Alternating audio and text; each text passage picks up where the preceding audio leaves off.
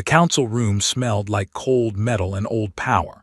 11 species sat behind a curved table that was longer than a football field, each delegation separated by glowing panels that translated every word before it finished being spoken. The ceiling was high enough to make humans feel small on purpose. Somi had been told that before her first visit. She had not believed it then. She believed it now. She stood at the center podium with her folder open and her notes flat and her voice steady, and she explained, for the third time in the third language, because the protocol required it, that the Denhari corridor had been a human supply route for 40 years before the convergence ever drew a line through it. She explained that the 3 colony ships that crossed it were carrying food, medical equipment, replacement parts for water processors on a colony of 900,000 people. She kept her voice calm. She used small words. She had learned early that small words unsettled the convergence more than complicated ones. Complicated words sounded like argument. Small words sounded like fact. The Denhari delegate, a tall creature with 4 arms and a face that expressed nothing readable, said the word aggression like he was reading it off a form.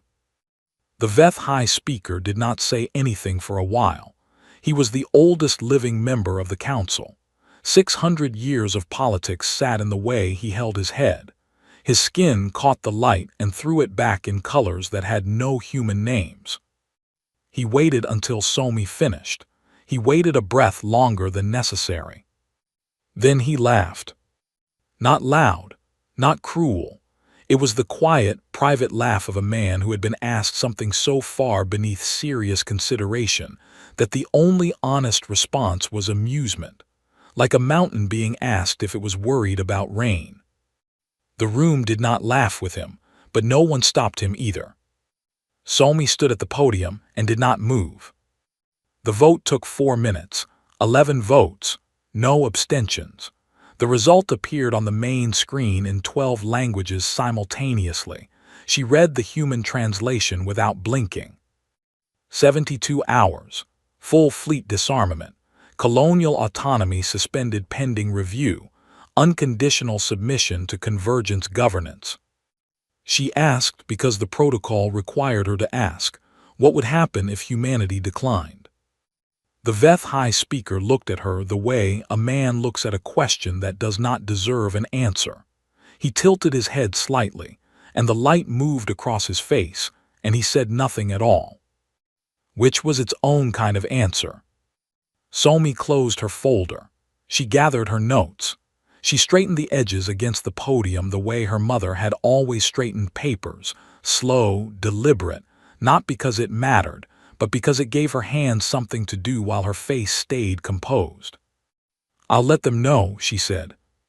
She walked out of the council room with her back straight and her steps even, and she did not stop walking until she reached the small corridor behind the translation booth where no cameras were allowed, and she stood there against the wall for a while, doing the thing she had decided she would only do where no one could see. She was the last human diplomat left on Nexus Station. Everyone else had been recalled 6 weeks ago. She had stayed because someone had to stay, and because she still believed until about 4 minutes ago that the council could be reasoned with. She picked up her comm and recorded the transmission home, 14-minute light delay. She kept it short. She read the terms. She described the vote. She described the laugh last because she wanted it to land at the end, not get buried in the middle. She said, "They don't think we're going to do anything." Then she stopped the recording and sent it.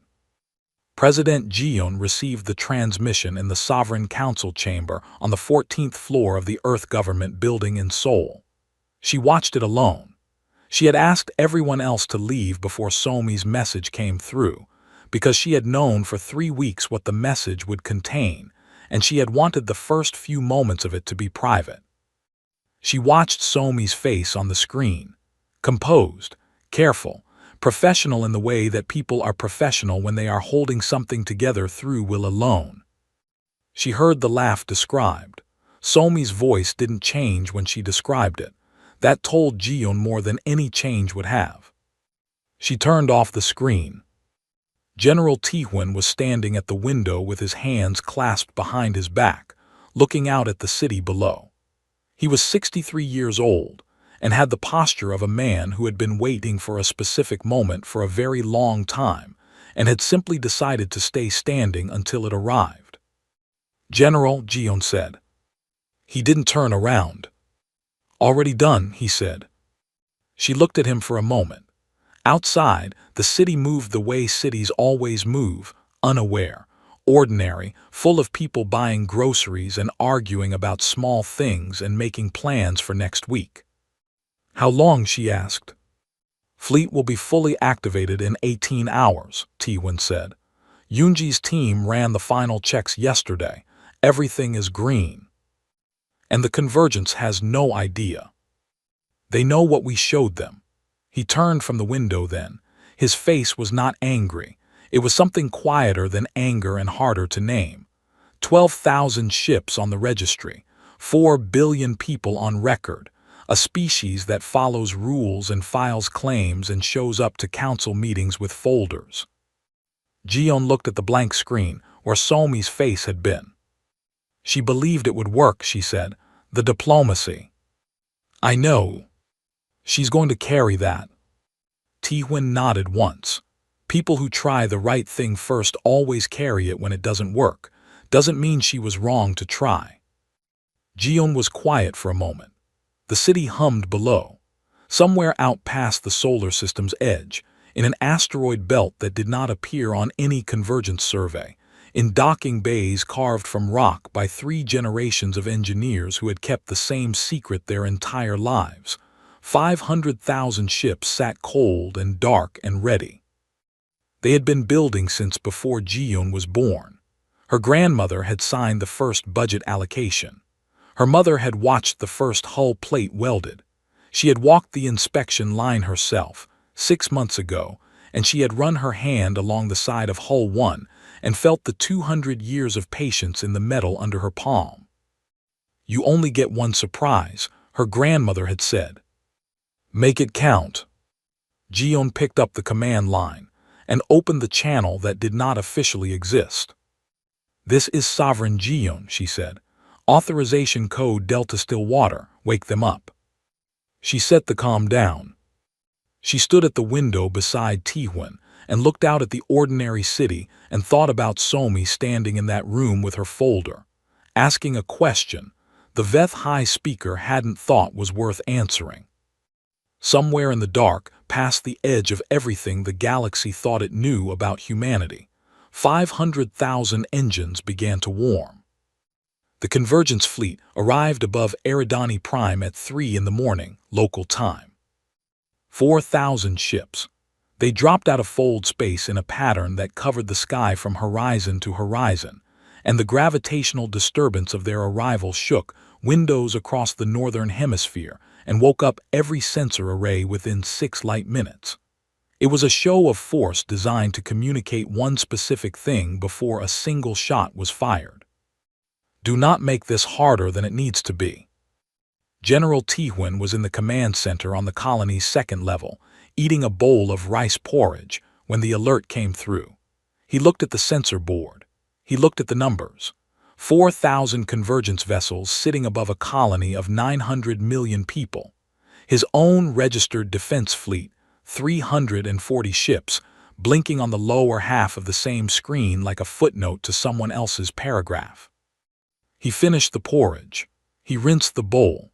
He set it upside down on the rack the way he always set it, and then he walked back to the command console and keyed the colony defense grid.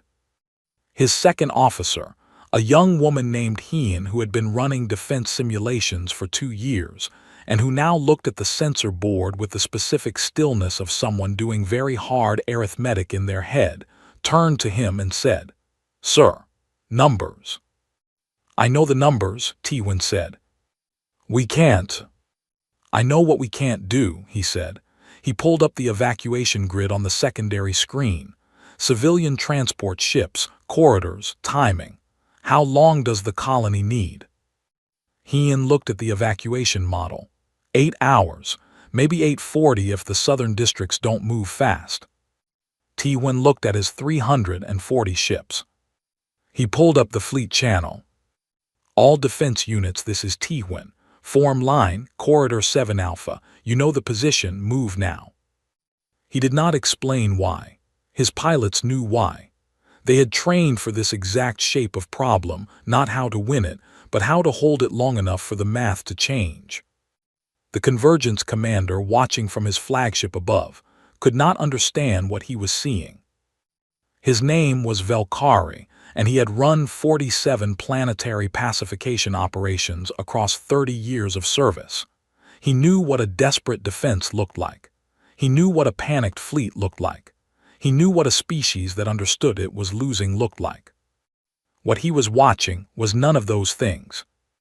340 human ships had arranged themselves in a straight line across the primary approach corridor and were holding position, not retreating, not spreading to minimize target density, not attempting any maneuver that his tactical models could recognize as rational. A line. He studied it for a long moment. Then he ordered his fleet to engage, because his orders were his orders and because the math was the math, and because whatever strange thing the humans were doing, it would not change the outcome. He was correct about the outcome. The battle lasted 9 hours and 11 minutes. The human ships held that line for 9 hours and 11 minutes against 4,000 convergence vessels, and they died in it one by one, and they did not break the line while they died. Every time a human ship was destroyed, the ships on either side of the gap closed it. The line got shorter. It never bent. Valkyrie watched the whole thing from his command deck. He had expected it to be over in 2 hours. He had brought 4,000 ships because the protocol required overwhelming force. He had not expected to need overwhelming force for 9 hours against 340 ships. He filed that thought in the back of his mind, where he kept things that didn't fit the shape of what he thought he knew. The evacuation corridor was clear in 8 hours and 38 minutes. 900 million people, every civilian transport ship loaded, and away before the last human defense vessel went dark. The line had done exactly what it was built to do. Valkyrie sat with that for a while after the battle ended. Then he opened his survey records, old ones, from a convergence mapping mission 30 years prior, and he looked at the asteroid belt at the edge of human territorial space. Rock concentrations, mass readings, the numbers from 30 years ago and the standard model for how rock moves over 30 years. The numbers did not match. Rock doesn't move on its own, not like this, not this much. He wrote it in a report. He labeled it a potential anomaly. He sent it up the chain to Fleet Command and marked it priority medium, because he did not have evidence yet, only a feeling that lived in the gap between numbers that should agree and didn't. Fleet Command received his report and filed it. Somi was still on Nexus Station when the Aerodani footage came through the public convergence broadcast. The Council had not yet formally expelled the human delegation. The paperwork was, apparently, being processed, so she was still technically a guest, which meant she still had access to the common feeds. She watched it in her quarters. The room was smaller than a storage closet on any colony ship she'd ever been on. The convergence had given her a space the size of an afterthought, because that was what they thought she was. She watched the defense line. She watched it hold. She watched it get shorter and shorter, and she counted the gaps as they formed and closed, formed and closed. She didn't cry. She had done that already in the hallway behind the translation booth, and she had made herself a rule about only doing it once per catastrophe because she was the last human left on this station, and she could not afford to run out of herself. She pulled up an old message from Minu, her brother, 3 months old, sent before the situation had gone critical, before the vote, before the laugh. His face on the screen was younger than she remembered it being in person. He looked like he was about to make a joke and then thought better of it. "Don't worry," he had said, looking straight at the camera like he wanted to make sure she heard him properly. "We've been ready." She had not known what that meant when she first received it. She was starting to understand now. 340 ships had held a line for 9 hours against 4,000. That was not the behavior of a species that was losing. That was the behavior of a species that was buying time, and the question that sat in her chest now, heavy, unresolved, was what exactly they had been buying time for. She looked at the message again, Minu's face, that almost joke he hadn't made. "We've been ready." She closed the message. She looked at the wall of her small room. She thought about the line of ships getting shorter and shorter and never bending, and something moved through her that was not comfort and not grief, but was somewhere between the two, in the place where pride lives when it cannot yet afford to speak. She didn't sleep. She sat with the screen dark and the station humming around her, and she waited, because that was all she could do, and she had learned in the last 72 hours that waiting was not nothing. Sometimes waiting was exactly the thing. The asteroid had no official name.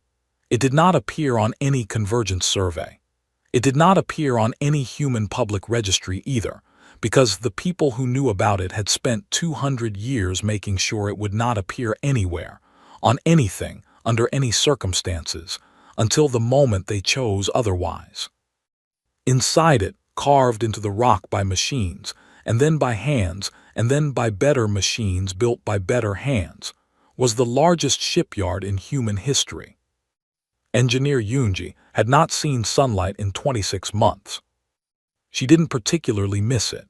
She missed coffee that tasted like actual coffee and not like the powdered version they kept in the break room on level 4, and she missed her sister's voice without the half-second calm delay, and she missed the specific sound of rain on a window, which was not a thing that existed inside a hollowed asteroid.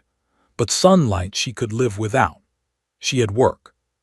She walked the inspection line at 6 in the morning station time, the way she walked it every morning slowly, with a light in one hand and a data pad in the other, touching the hull plates with her bare palm every few meters.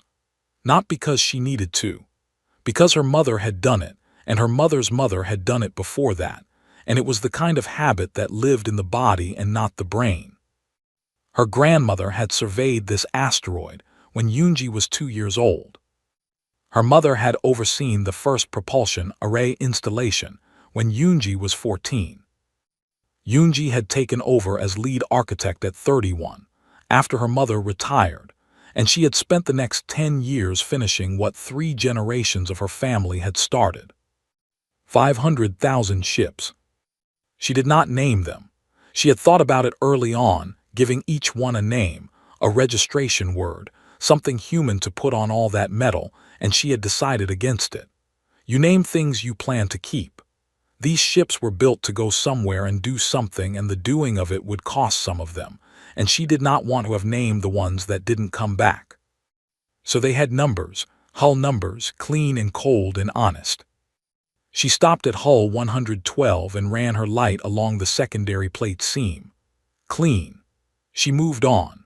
She stopped at 340, the last hull number of Aerodani's defense fleet, a coincidence she noticed and said nothing about, and stood there a moment with her hand flat on the metal.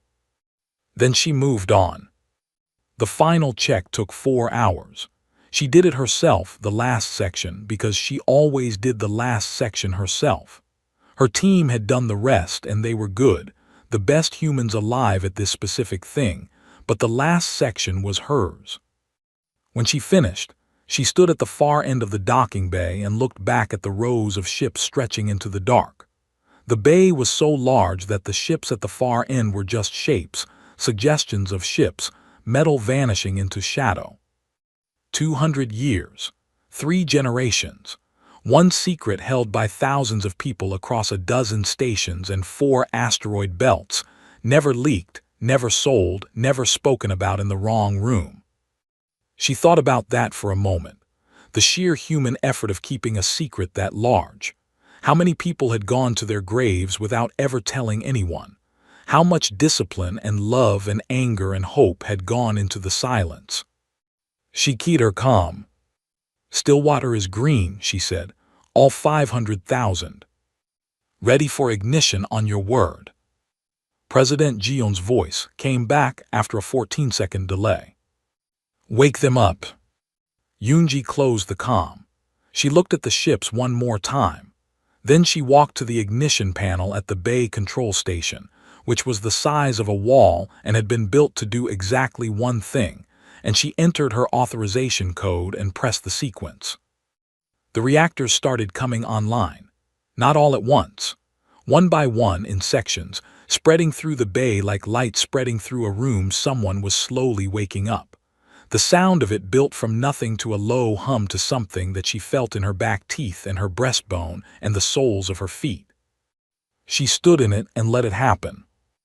Minyu had been flying sorties above Mars for 11 days. Not real sorties, visible ones. He flew exactly where the Convergence forward scouts could see him, in an old patrol ship that appeared on the registered fleet manifest, running routes that looked like a tired pilot keeping a thin defense line alive through sheer stubbornness.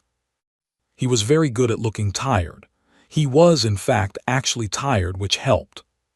His real orders had come through a channel that did not officially exist, in a message that encrypted itself the moment he read it, and left no record in any system the Convergence had access to.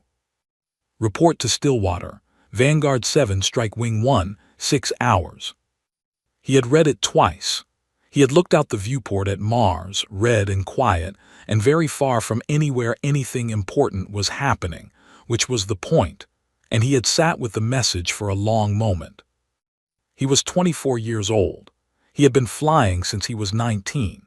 He had trained in registered ships and unregistered ships, and in simulators that ran scenarios nobody in the Convergence knew humanity had planned for. His entire adult life had been preparation for something nobody talked about out loud. He thought about what his mother had told him the day she explained Stillwater. He had been 18. She had sat across from him at the kitchen table and she had said it plainly, without decoration. "You only get one surprise. Everything we've built, everything we've hidden, it only works once. So we wait until we need it. And when we need it, it has to be everything." He had asked her if she thought they would ever need it. She had not answered right away. "I hope not," she had finally said, "but I built the ships like we will." He suited up. He took the unregistered corridor from the Mars station's maintenance level to the shuttle dock that didn't appear on any public schematic, and he rode the shuttle out into the dark, and he flew to Stillwater. When he arrived and walked into the main bay, he stopped. He had known the number, 500,000 ships. He had known it intellectually the way you know a fact from a document. He had not been prepared for what 500,000 ships looked like when they were all in the same place, reactors warming, hull lights coming on in slow rows, the sound of them building into something that pressed against the inside of his chest. He found his ship, Vanguard 7, Strike Wing 1, position 12 in the first row, and he ran his hand along the hull the way Yoonji ran her hand along the hull, though he didn't know that, and he climbed in, and he ran his checks. Everything was green. Valkyrie submitted his second report 18 days after the first one. He had spent the time pulling every survey record he could access for the asteroid regions at the edge of human space. 3 separate survey missions, 30 years of data. The mass readings across all 3 missions showed consistent, significant displacement that could not be explained by natural drift, gravitational migration, or any physical process he could model. Something had moved that rock, a lot of it over a long period of time, deliberately. His second report was longer than the first, more specific. He included the mass calculations, the timeline, the modeling work he had done himself because he did not trust anyone else to take it seriously. He marked it priority high. Fleet Command received it. A junior analyst reviewed it, noted that it concerned an unregistered and presumably uninhabited asteroid region with no convergent strategic value, and filed it under low priority pending. Velkari received the automated filing confirmation and sat at his desk for a long time. He thought about the line at Aerodani, 340 ships, 9 hours, a line that didn't bend. He thought about the rock that didn't move the way rock should move. He thought about how a species behaves when it knows something you don't. He wrote a third report. He marked it urgent. He sent it directly to the high command desk, bypassing the standard queue. By the time anyone opened it, the Stillwater fleet had already left the asteroid. All 500,000. Running dark and cold and quiet, in a formation no convergence tactical model had ever been asked to consider, moving toward 17 pre-calculated fold points at the edges of convergent space. The galaxy had no idea. Which was exactly the point. At 0 hour, 17 fold points opened simultaneously across convergent space. The sensors picked them up at the same second. Every convergence station, every patrol ship, every early warning relay across 11 systems registered the same thing at the same time, and the battle net lit up like someone had thrown a switch on a board that had never been lit before. The first 4 seconds were just the sensors updating. Commander Murray had made a bet with her navigation officer about those 4 seconds. She had said 4. He had said 2, because he thought convergent systems were faster than she was giving them credit for. She had said the problem wasn't the systems. It was that the systems had never been asked to process a number this large. And large numbers take longer than small ones, not because the math is harder, but because the people reading the output don't believe it the first time and make the system run it again. She won the bet. 4 seconds. Then the convergence battlenet went into emergency protocol, and every alarm it was running at once. Murray stood at the helm of the flagship Iron Patience, named by her predecessor's predecessor, 2 commanders ago. The name carried forward unchanged across 140 years because no one who knew what the ship was built for thought the name needed improving, and she watched the fold space bloom open on 17 screens simultaneously. 500,000 human ships coming out of the dark, reactors blazing, hull lights live, running visible for the first time. She had trained for this moment since she was 22. She had run the simulation so many times that she could close her eyes and tell you the exact order in which each wing would exit fold and take position. She had memorized it. She had lived inside it in her head for years. The real thing was bigger than the simulation. That was the thing no simulation ever got right. Scale looks different when it is actually in front of you. She let herself have 3 seconds of looking at it. 3 seconds of 500,000 human ships filling space that the convergence had owned without question for 600 years. 3 seconds of that. Then she keyed fleet-wide comms. All wings, this is Iron Patience actual. We are go, stay tight, stay mean. She paused, not for effect, because she wanted to say it right. They laughed at our ambassador. She cut the channel. The convergence battlenet showed 512,000 individual contact signatures in the first updated sweep. The tactical AI ran the numbers and then ran them again, because it was programmed to run any result that exceeded its probability thresholds twice before reporting. The second sweep returned the same number. On Nexus Station, 3 convergence admirals stood around a holographic display that was, for the first time in any of their careers, showing them something they had no word for. The Veth High Speaker was summoned. He arrived in his formal robes because it was a formal occasion, and he looked at the display, and he stood very still. He had laughed at Ambassador Somi 41 days ago. He did not feel like laughing now. He felt the opposite of that, though he could not have named the feeling precisely. It was the specific sensation of a certainty collapsing, of a thing you have believed your entire life turning out to be built on a measurement you took wrong. He had looked at humanity and seen a minor species. 12,000 registered ships. 4 billion people. A civilization that filed claims and showed up to meetings and spoke in careful small words and had, until 6 weeks ago, never done anything that required anyone to take them seriously as a military power. He had looked at all of that and believed what he saw.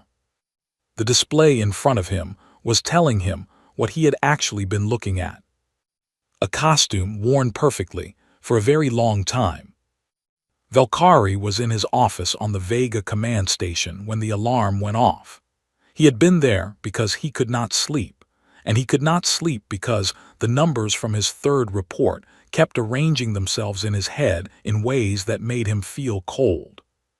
He looked at the alert on his screen. He read the contact count. He read it again. He sat back in his chair. He thought about Aerodani, 340 ships forming a line. He had thought they were desperate. He had thought they were making a last gesture, the kind of futile brave thing a species does when it knows it has already lost. He understood now what he had actually been watching. They were performing, the whole battle. Every hour of that 9-hour line had been a piece of a performance, a species showing the convergence exactly what it wanted to see. A small fleet dying bravely, a colony evacuating desperately, a people who were losing and knew it and were simply making the loss take as long as possible. None of it had been what it looked like. The 9-hour line had bought the evacuation. That part was real, but it had also bought something else. It had confirmed for the convergence that humanity's defense forces were exactly as thin and exhausted as the registry suggested. It had bought the appearance of a species with nothing left, while 500,000 ships sat cold and dark and waiting. Valkyrie picked up his comm to call an emergency session. The station shook. Hard enough that he grabbed the desk. Hard enough that the lights flickered and the display screen went dark for 2 seconds and came back wrong. Strike Wing 1 had hit the Vega relay network. Every communication relay in the system. All of them simultaneously in under 30 seconds. No signals in, no signals out. He set the comm down. He stood up. He walked to the window of his office and looked out at the space around the station, which was full of things moving very fast in directions that had not been possible an hour ago. He thought about his 3 reports: low priority, urgent, unread. He thought about the rock that had moved, about the mass readings that didn't match, about every small thing that hadn't fit the shape of what he'd been told to see, and how each time he had noticed, no one had listened, and how the not listening had its own cost that was being paid right now outside his window. He pressed his forehead against the cold glass and he thought, we deserved this. Not as an excuse, not as self-pity, as a clean and accurate thing that was simply true. Above Aerodani Prime, the Convergence Occupation Garrison received a broadcast on open channel. Every ship, every station, every frequency they monitored. The same voice, level and unhurried. This is General Tihuan, UEF Ground Command, Aerodani Prime. The garrison commander pulled up a visual. He recognized the name, the officer who had commanded the 340-ship defense line, the line they had broken after 9 hours. You have 6 hours to withdraw. Your fold drives will not be targeted if you begin immediately. If you are still here in 6 hours, I will personally see to it that you are not somewhere else. A pause, the kind of pause that has something in it.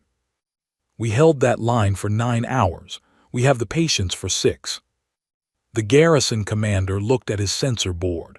The contact signatures coming in from across the system were still updating. The numbers kept climbing. He had never seen numbers climb like this. He opened withdrawal protocols.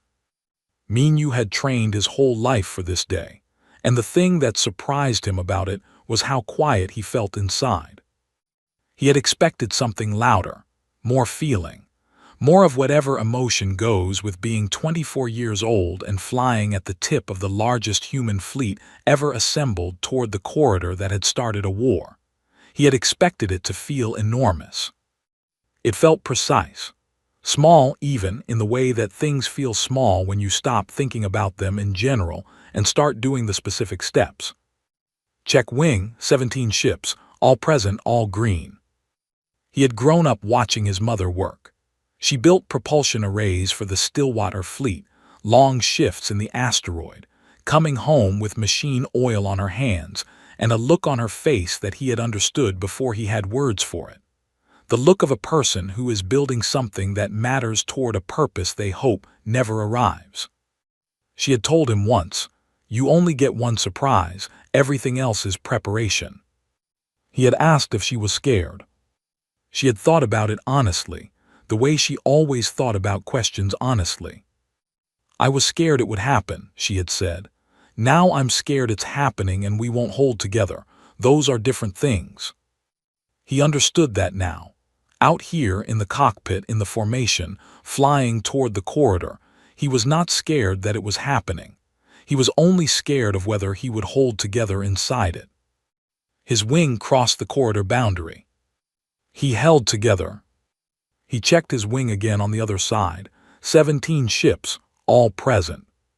He banked for the next coordinate and did not look back. The council room was the same room. Same curved table, same high ceiling, same translated air and cold metal smell and lighting that was designed to make smaller species feel smaller. Everything exactly as it had been 43 days ago, when Somi had stood at the center podium with her folder and explained about the supply corridor and the food shipments and the water processors on a colony of 900,000 people. Somi walked in carrying nothing. No folder, no notes, no prepared remarks in 3 languages. She walked to the center of the room and she sat down across from 11 species representatives, and she put both hands flat on the table, and she let the silence go long enough to become uncomfortable, and then a little longer than that, and then a little longer still. The Veth High Speaker was present. He looked the same as he always looked. 600 years of politics and iridescent skin, and a posture that had never, in his entire life, communicated anything other than authority.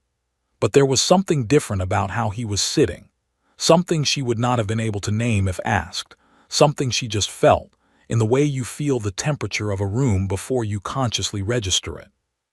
He was not comfortable. She placed one document on the table. 4 pages, printed on plain white paper, because she had decided that the terms did not require ceremony. She slid it to the center. "These are our terms," she said. "They are not a starting position. They are not an invitation to negotiate. They are terms." The Denhari delegate, the same one who had called 3 food transport ships a territorial aggression, looked at the document and then looked at Somi and said nothing. The Veth High Speaker spoke. His voice was the same, deep, measured, every word placed with care. "Does humanity intend to continue military operations against convergent systems?" Somi looked at him. "That depends on what happens in this room," she said, "which is also terms." He looked at the document. He reached out and pulled it across the table and read it. She watched his face while he read. The lighting caught his skin the same way it always had. Nothing moved in his expression that she could read. 600 years of learned stillness. He set it down after a while. He did not ask what the terms meant. He understood what they meant. Full colonial autonomy for every human settlement. A permanent voting seat on the High Council, not observer status, a vote. Removal of the species fleet registry cap. A formal entry into convergence record acknowledging that the Denhari corridor had been drawn without consultation with the human population it bisected. He read the last line twice, the handwritten one added at the bottom in President Gion's writing. "No species shall be invited to observe. All species shall be invited to participate. The distinction matters." He set the document down. He looked at Somi. She held his gaze and did not look away and did not fill the silence. "We will need time to review," he said. "You have 6 hours," she said. "That number should be familiar." The signing took place the following morning. Somi did not feel what she had expected to feel. She had thought she would feel large. Relief, maybe, or triumph, or the specific warmth of a thing that has been wrong for a long time finally being corrected. She felt something smaller than all of those, something quieter.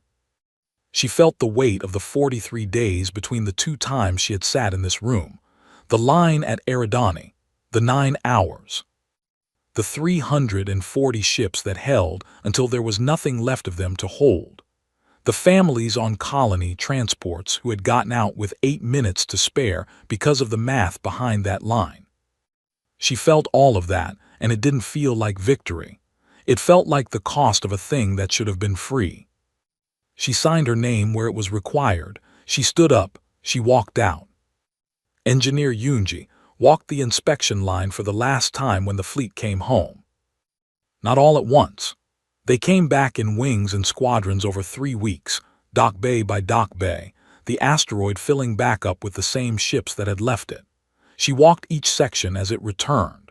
She ran her light along hull plates and checked seams and logged damage with the same even attention she had given the pre-departure check, because the same discipline that built a thing properly is the same discipline that repairs it properly. Hull 112 had a stress fracture in the secondary plate. She found it on day 4, repairable. She tagged it and submitted the repair order and moved on.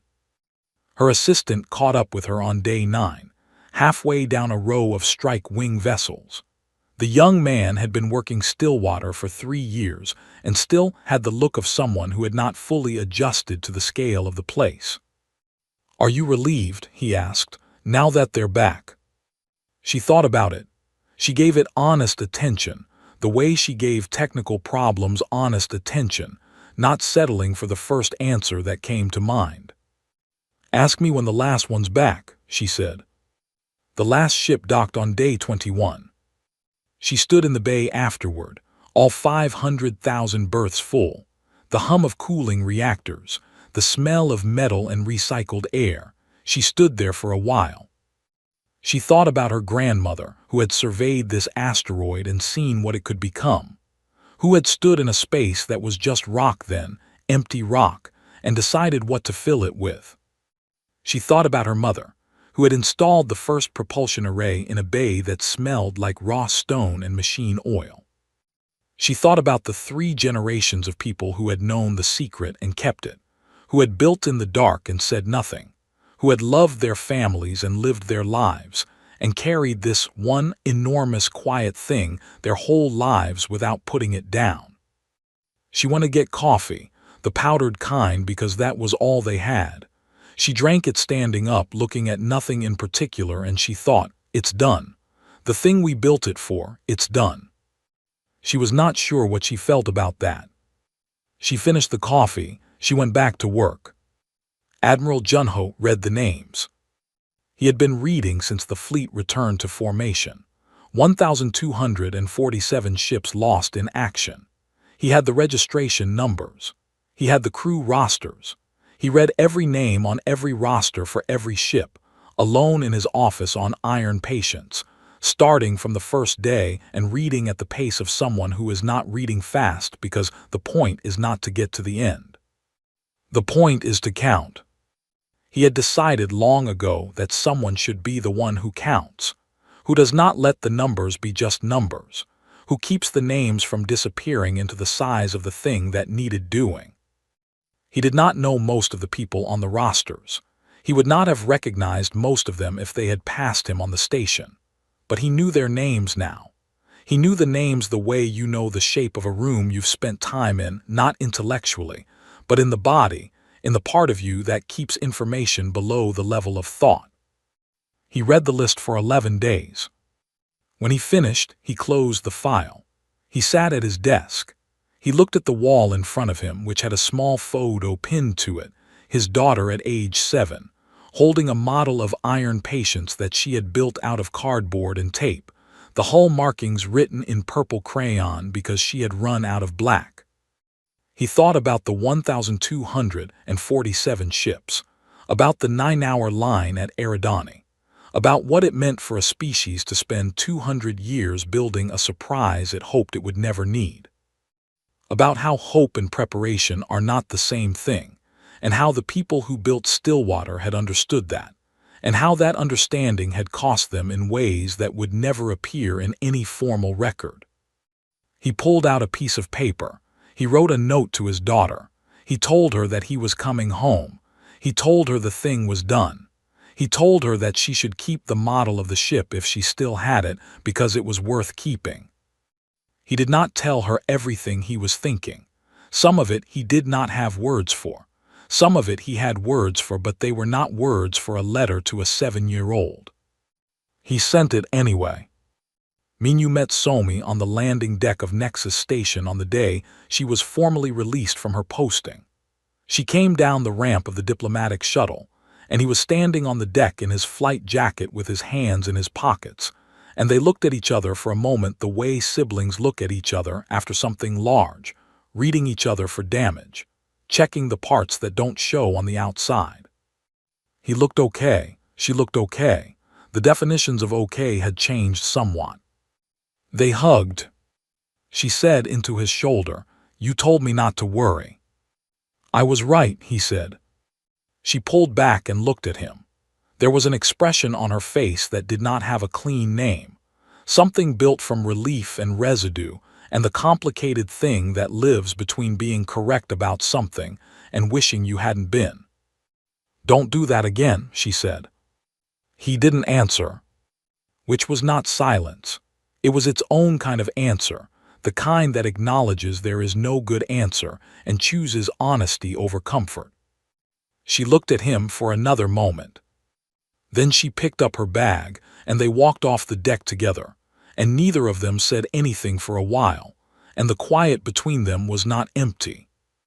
It was full of everything that had happened, everything it cost, everything that came next. The Convergence formal acknowledgement was entered into the Galactic record the following week. The line that President Gion had added by hand appeared in full, in 12 languages. No species shall be invited to observe. All species shall be invited to participate. The distinction matters. Somewhere in Fleet Command archives, Valkyries 3 reports were flagged and reviewed by a historical accountability committee. They were read in full, for the first time, by people with enough authority to understand what they were reading. The committee prepared a formal note on the failure of the review process. They wrote it carefully. They cited the reports in order. They noted the mass displacement data, the behavioral anomaly at Aerodani, the pattern that had been visible in pieces to anyone who had been looking. No one laughed. No one was going to laugh for a very long time.